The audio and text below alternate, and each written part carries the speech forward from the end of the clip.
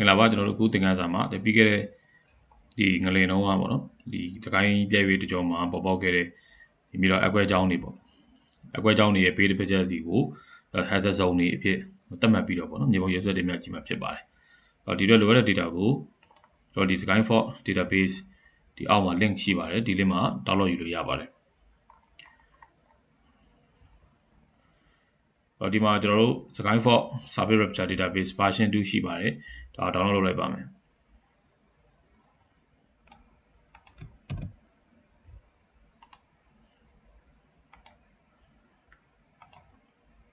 ပြီးရင်ကျွန်တော်တို့ folder တစ်ခုမှာသွားပြီးတော့ extract လုပ်ထားပါမယ် okay ရပြီဆိုရင် catalog ကနေပြီးတော့ download လုပ်ထားတဲ့ Survey Rapture layer ကိုထည့်လိုက်ပါမယ်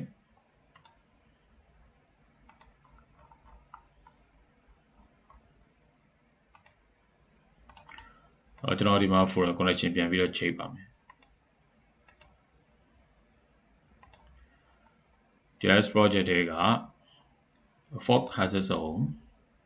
version 2ဒါလေးကိုကျွန်တော်တို့ drag လုပ်ပြီးတော့ဆွဲထည့်လိုက်ပါမယ်area ကတော့ကျွန်တော်ဒီမှာ data စုံနဲ့ပေါ့နော်ဒီ Manly နာတစ်ဝိုက်ကိုယူလိုက်ပါမယ် Manly Sky ပေါ့နော် Sky နာတစ်ချောက်ကိုယူလိုက်မယ်ဒါကကျွန်တော်တို့မြေပြင်ကွင်းဆင်းပြီးတော့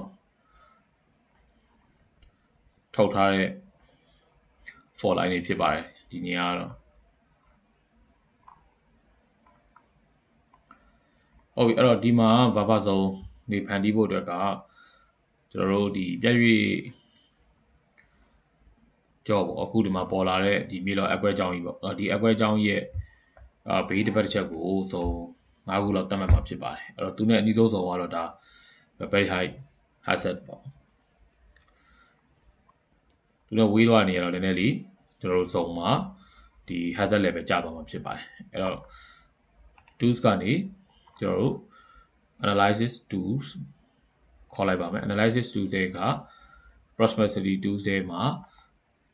buffer zone ဖန်တီးမှာဖြစ်တဲ့အတွက် multi-ring buffer ကိုသုံးပါမယ်input feature မှာ download လုပ်ထားတဲ့ for shape file ကိုထည့်ပါမယ်အဲ့တော့ဒီမှာ output feature class ကို shape file အနေနဲ့ပြန်ပြောင်းမယ်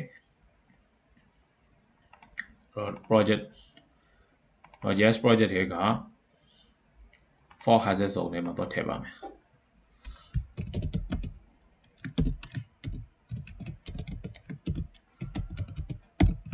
.ssp name ရှိလို့နည်းနည်းပြန်ပြီးတော့ခြုံလိုက်မယ်ဟုတ်ပြီအဲ့တော့ distance သတ်မှတ်မယ်နော်အဲ့တော့ distance သတ်မှတ်မယ်အဲ့တော့ဒီမှာတော့ကျွန်တော်သူ့ကို layer properties ကနေ source မှာ special reference မှာ UDN ပြန်ပြီးတော့ချိန်လိုက်ပါမယ်အဲ့တော့ buffer မတော့ခင်မှာကျွန်တော် UDN ပြန်ချိန်ပါမယ်အဲ့တော့သူ့ကိုကျွန်တော်တို့46ယူလိုက်မယ်ပေါ့နော်အဲ့တော့စကိုင်းနာတို့ကို46ယူလိုက်မယ်tools ကနေ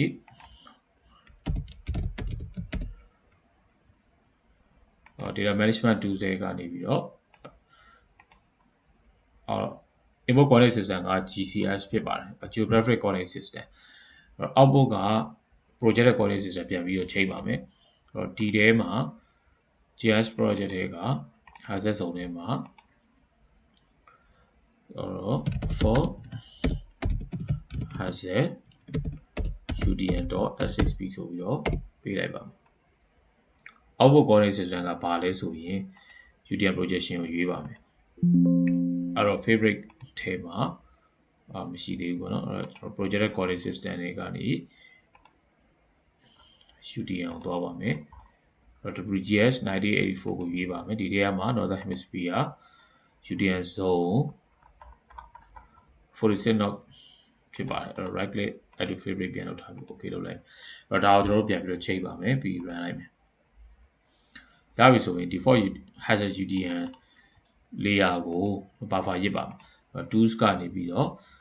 multi-ring buffer ပြန်ခေါ်ပါမယ်အဲ့တော့ import factor မှာ UDN zone ထည့်မယ်အဲ့တော့ output မှာပြန်ပြီးတော့ရွေးပါမယ်output မှာဒီထဲမှာ project ထဲမှာပဲ for စကိုင်း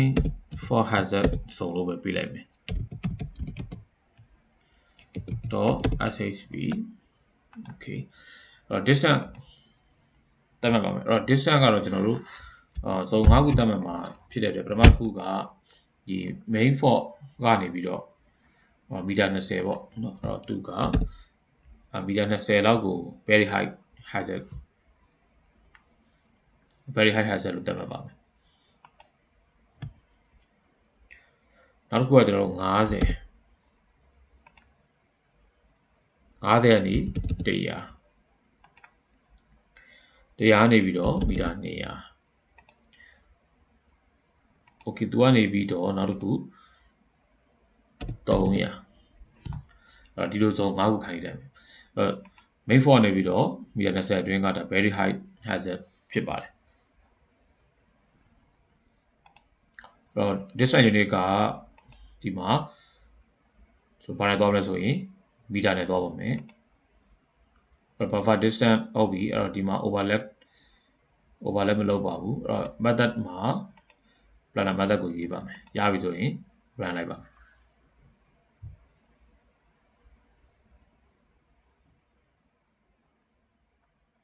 အဲ့တော့ဒီမှာဆိုရင်ဒါကျွန်တော်တို့အခုထည့်လိုက်တယ် classify လုပ်ထားတယ်စုံ5ခု classification လုပ်ထားတဲ့စုံ5ခုကိုတွေ့ရမှာဖြစ်ပါတယ်အဲ့တော့သူ့ကိုပြန်ပြီးတော့ပိတ်လိုက်မယ်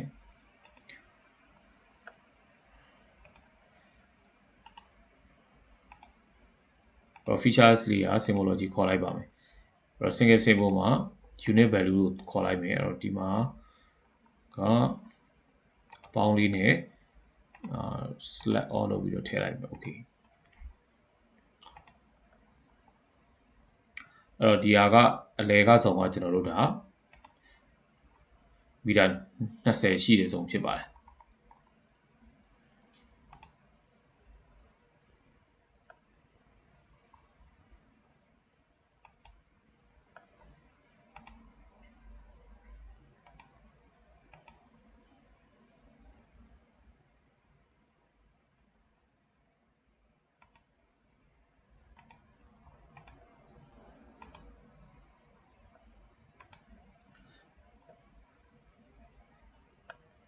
โอเคအဲ့တော့ဒါလေးကျွန်တော်တို့ပြန်ပြီးတော့ထည့်ပါမယ်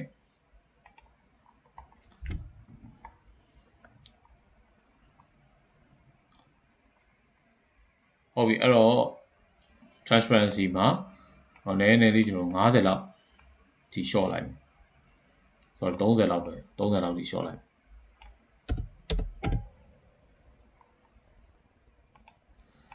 30ပဲမရအောင်10လောက် short လိုက်ဒီလောက်ဆိုရပါတယ်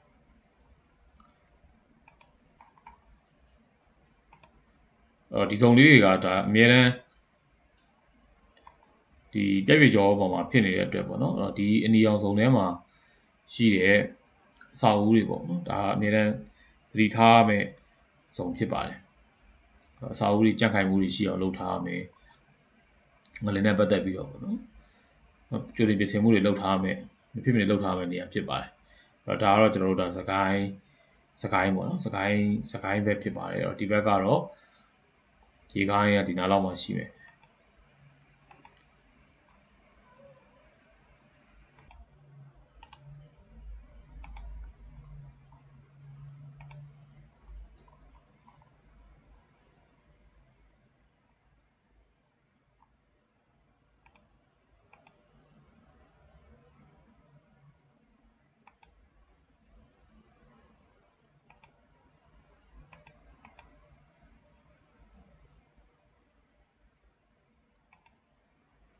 အဲ့တော့သူ့ကိုကျွန်တော်အပြာလေးကို color လေးပြန်ပြီးတော့ချိန်နိုင်မယ်အဲ့တော့အဝါ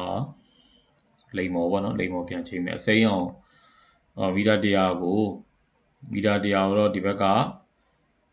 အဝါလေးထားလိုက်မယ်200ကိုတော့စိမ်းအောင်လေးထားလိုက်မယ်300ကိုတော့ပြအောင်လေးထားလိုက်မယ်ဒါဆိုရင်သူ့ရဲ့ level နေအမြင့်လိုက်ပေါ့နော် color လေးတွေသတ်မှတ်ပြီးသွားပြီဖြစ်ပါတယ် တော့အပြာကိုနည်းနည်းလေးပြန်ပြီးတော့အရင်လေးပြန်ချိန်လိုက်မယ်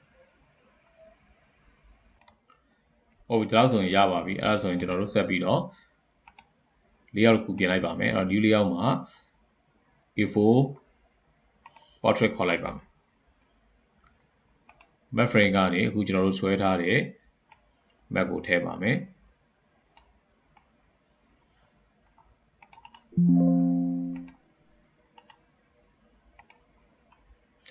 အဲ့တော့ဒီမှာအကုန်လုံးကိုမထည့်ဘူးပေါ့နော်မြင်အောင်ကိုယ်စကိုင်းနာပဲချဲ့ပြီးတော့ပြမှာဖြစ်ပါတယ်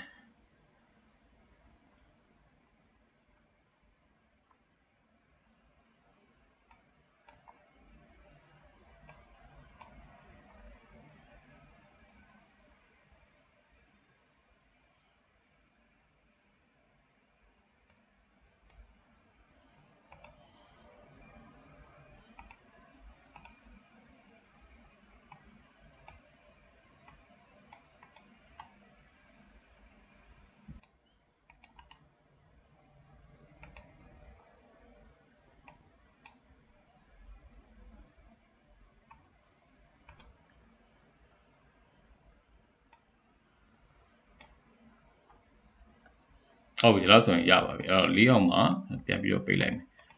အဲ့တော့နောက်တစ်ခုကကျွန်တော်ဒီဟာလေးကိုချက်ပြီးတော့ပြမယ်ပေါ့နော်ချက်ပြီးပြဖို့အတွက်ကဘေးမှာ map အသေးလေးနဲ့ပြန်ပြပါမယ်ဒီဘက်က u map တစ်ခုခေါ်ပါမယ် u map တစ်ခုခေါ်ပြီးသွားရင်ဟို map 1ပေါ့နော် map 1ဆိုပြီးတော့တက်လာမယ်ကျွန်တော်ချိန်မှာတော့ map 2ပေါ့အဲ့တော့ဒါလေးကိုကျွန်တော်တို့ copy လုပ်မယ်ပြီးရင်ဒီမှာ paste လုပ်လိုက်ပါမယ်အဲ့တော့၄အောင်မှာနောက်ထပ် map frame မှာအခုနောက်ထပ်ခေါ်ထားတဲ့ map ကိုထည့်လိုက်ပါမယ်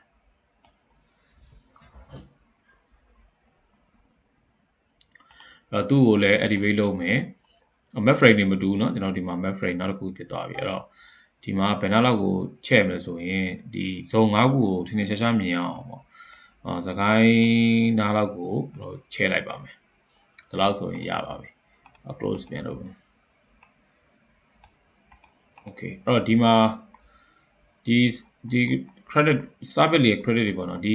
ဒီစာသားတွေကိုဖျောက်ပေးဖို့လိုအပ်ပါတယ်အဲ့တော့သူ့ကိုဘယ်ကနေဖျောက်မလဲဆိုတော့ဒီမှာကိုဖျောက်ခြင်းနဲ့ဒီ map frame ပေါ်မှာထောက်ပါမယ်ပြီးရင်ဒီ graphic and text ရှိပါတယ် graphic and text ကဒီဘက်မှာကျွန်တော်ဒီမှာအောက်ကိုဆင်းမယ်ဆင်းပြီးသွားရင် project မှာ project sorry ဒီ layout မှာပေါ့နော် service layer credit ရှိပါတယ်ဒါလေးကိုယူလိုက်မယ်ယူပြီးတော့ဒီဘက်အပြင်ဘက်မှာကျွန်တော်တို့ချလိုက်မယ်အဲ့လိုချလိုက်တဲ့အတွက်ပျောက်သွားပြီဖြစ်ပါတယ်ဒီမှာမပါတော့ဘူးပေါ့နော်အဲ့တော့ဒါလေးကတော့နည်းနည်းလေးအမြင်ကြည့်ရတာနည်းနည်းရှုပ်တဲ့အတွက်ဆိုဖျောက်ထားတာကောင်းပါတယ်ဟုတ်ပြီဒါရပြီဆိုရင်နောက်တစ်ခုနောက်တစ်ခုကအခုဒီဇုံကဘယ်နားမှာလဲဆိုတာဒီအောက်က map မှာပြန်ပြီးတော့ပြခြင်းနေပေါ့နော်အဲ့တော့ကျွန်တော်ဒီဟာလေးကို select လုပ်မယ်ဒီ map frame ကိုအရင် select လုပ်ကြည့်မယ်ပြီးရင်extend indicator ဒီအသေးပေါ့နော်အသေးကိုကျွန်တော် select လုပ်မယ်ပြီးရင် extend indicator နဲ့ဒီ map frame မှာတစ်ချက်ထောက်လိုက်ပါမယ် activate လုပ်ကြည့်လိုက်မယ်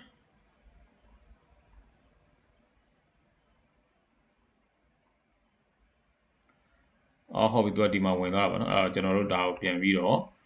close ပြန်လုပ်ပါမယ်အဲ့တော့ map frame ထည့်ထားတဲ့ဟာကို delete လုပ်မယ်အဲ့တော့ကျွန်တော်တို့ကဒီမှာလာပြီးတော့ဒီစုံလေးကိုပြချင်တာဖြစ်တဲ့အတွက်ဒီအောက်ကမူရင်မူလ map frame ကို select ရင်လုပ်မယ်ပြီးရင် extend indicator မှာဒီ map frame 1ကိုဒီမှာလာပြီးတော့ပြပါမယ်တော့ဒါဆိုရင်အခုဒီမှာပြထားတဲ့ area လေးကဒီနားမှာရှိရဆိုတာကိုရှင်းရှင်းလင်းလင်းတွေ့ရမှာဖြစ်ပါတယ်အဲ့တော့သူ့ကို activate လုပ်မယ်နည်းနည်းလေးပြန်ချဲ့လိုက်ပါမယ်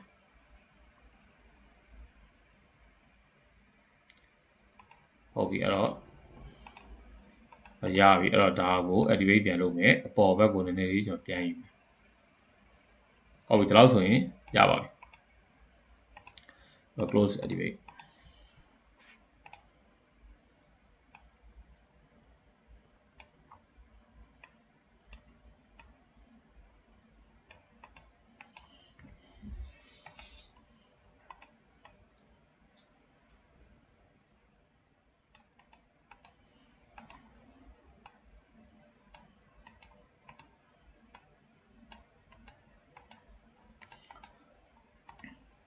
ပြီးပြီဆိုရင်ထုံးစံတိုင်းဒီမှာ explanation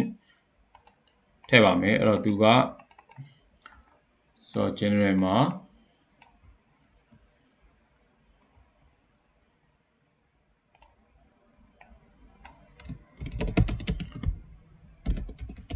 for hazard စုံဆိုပြီးတော့ပေးလိုက်မယ်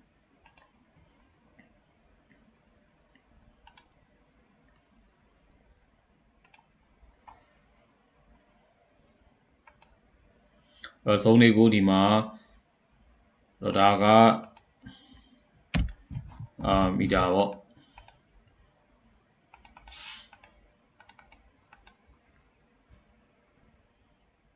ဒါကကျွန်တော်တို့က20ကနေ50မီတာဖြစ်ပါတယ်ဒါက50ကနေ100မီတာဖြစ်ပါတယ်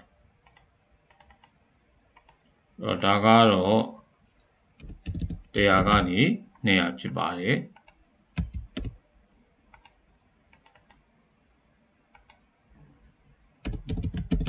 ဒါကတော့200နေပြီးတော့300မီတာဆို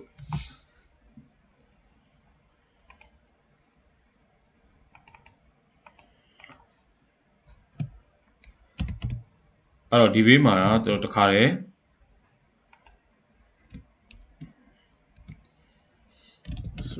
very high တို့ပါတော့ပြင်လို့ရပါတယ်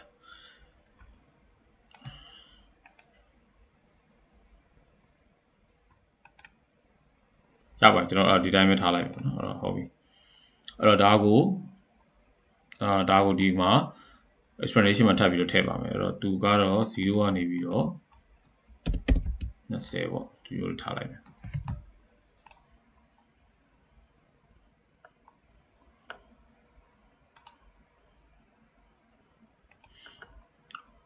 အဲ့တော့ကျွန်တော်တို့တခါတည်းပဲဘေးကပဲထည့်လိုက်ပါမယ်အဲ့တော့ label မှာ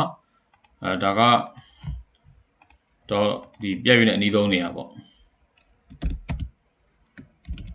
ဒါကတော့ very high hazard ဆိုလို့ထည့်ပါမယ်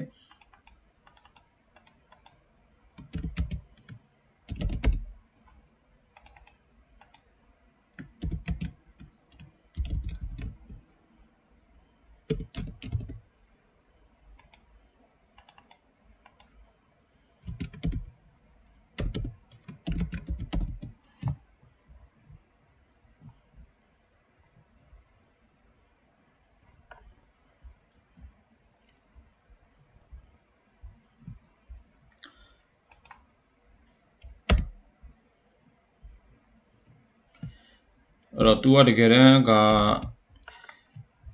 တကယ်ငနေလို့ရင်လည်း तू ကဒီဇုံကတကယ်တမ်းလို့တော့မဟုတ်ဘူးပေါ့နော်တက်ရောက်မှုလို့တန်တော့ခံရမှာပဲအဲ့တော့ဒီမှာတော့ကျွန်တော်တို့ကတော့ဒီ font နဲ့အနီးဝေးကိုပဲအဓိက hazard ဇုံကိုခွဲပြချင်တာဖြစ်တဲ့အတွက်သူနဲ့ဝေးသွားတာဒီမီတာ300လောက်ကဒီမှာလိုးဖြစ်ပေမဲ့တကယ်တမ်းတကယ်ငလေကြီးလောက်ခဲ့ရင်တော့သူလည်းထိခိုက်ခံရမှာပါပဲအဲ့တော့ဒါကတော့အဓိကတော့ကျွန်တော်ဒီ capture ဇုံနဲ့နီးတဲ့နေရာကို focus ထားတာဖြစ်တဲ့အတွက်ဒီမှာလိုးဖြစ်နေတာပေါ့နော်အဲ့တော့ဒါပေမဲ့ဘေးကနေကျွန်တော်တို့stay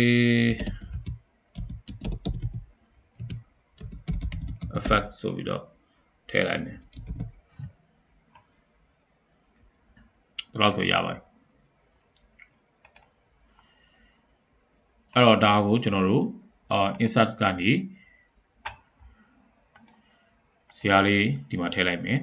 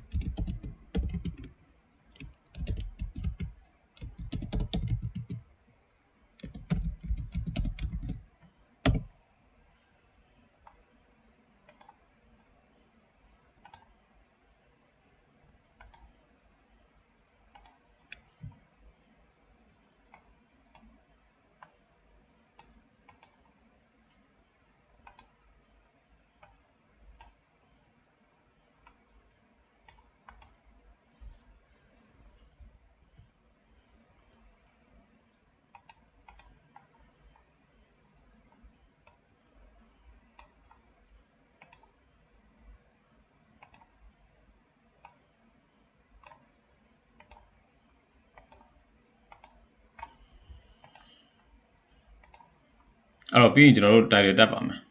အဲ့တော့ insert မှာ straight text နဲ့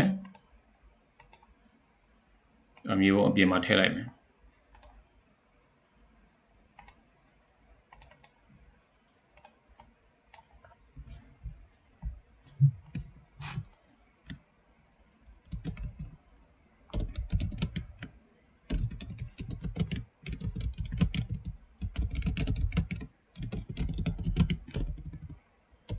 စကိုင်း for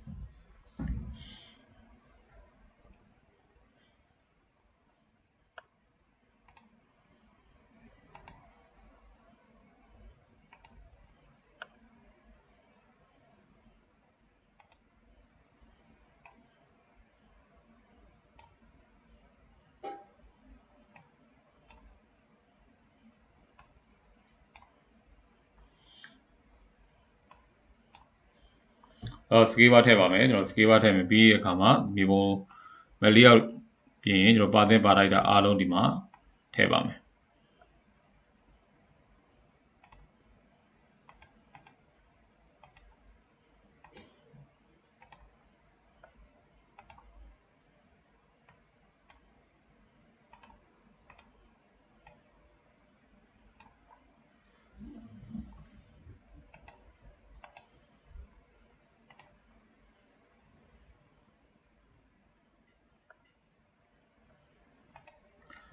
အဲ့တော့သူကဘယ်နေရာမှန်းလဲမသိဖြစ်မှာကျွန်တော်စကိုင်းမြို့ပေါ့နော်အဲ့တော့စကိုင်း city ဆိုပြီးတော့ location ထည့်လိုက်မယ် okay ဒါဆိုရပါပြီ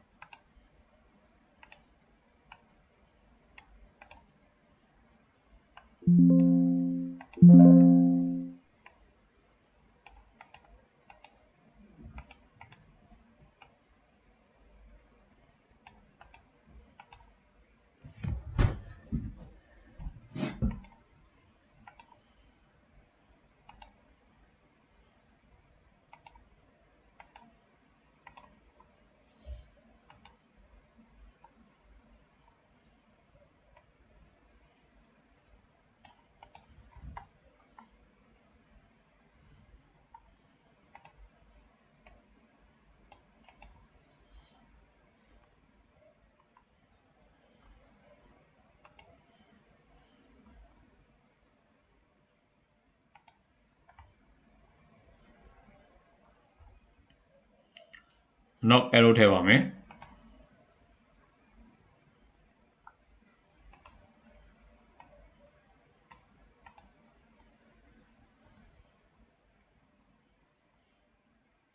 ဟုတ်ပြီဒီလောက်ဆိုရင်တော့ရပါပြီအဲ့တော့ဒါလေးကတော့အဓိကတော့ကျွန်တော်တို့ဒီမှာ multi-ring buffer tools ကိုဘယ်လိုမျိုးအသုံးချလဲဆိုတာရေးပေါ့နော်ပြီးရင်ဒီမှာဒီ multi frame လေးပေါ့နော်ဒီ map frame တစ်ခုထက်ပို့ပြီးတော့သုံးချင်တဲ့အခါကျရင်ဘယ်လိုသုံးမလဲပေါ့ပြီးရင်ကျွန်တော်တို့မှာ extend area extend လေးဘယ်လိုမျိုးပြန်ပြီးတော့ပြမလဲဆိုတာလေးပေါ့ဒါလေးအဓိကသုံးတတ်ဖို့လိုအပ်ပါတယ်ဒါကတော့ကျွန်တော်တို့ဒါစကိုင်းအတွက်ဖြစ်ပါတယ်တခြားကိုကြိုက်တဲ့ area ကိုရွေးချယ်ပြီးတော့လေ့ကျင့်လို့ရပါတယ်ဒါလေးကတော့ရေးဆွဲပြီး assignment လေးနဲ့ပြန်ပြီးတော့တင်ပြဖို့လိုအပ်ပါတယ်အားလုံးကျေးဇူးတင်ပါတယ်ခင်ဗျ